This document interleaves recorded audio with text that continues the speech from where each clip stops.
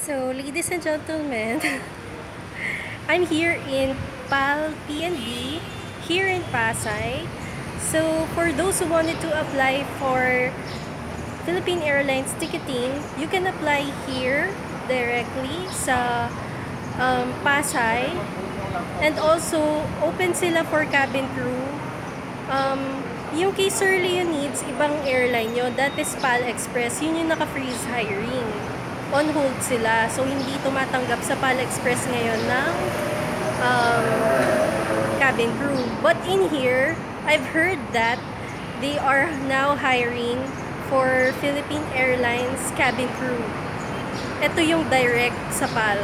So, para sa mga hindi pa nakakaalam kung saan yung lugar na to, or Englishin ko na, for those who haven't seen this place, I will give you a quick view of this place that I'm here right now.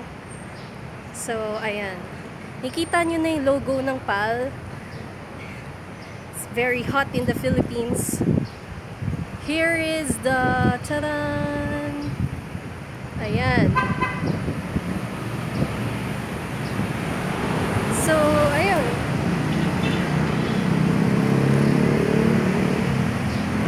For those who haven't seen this place yet, malapit siya sa Mall of Asia. Ayun.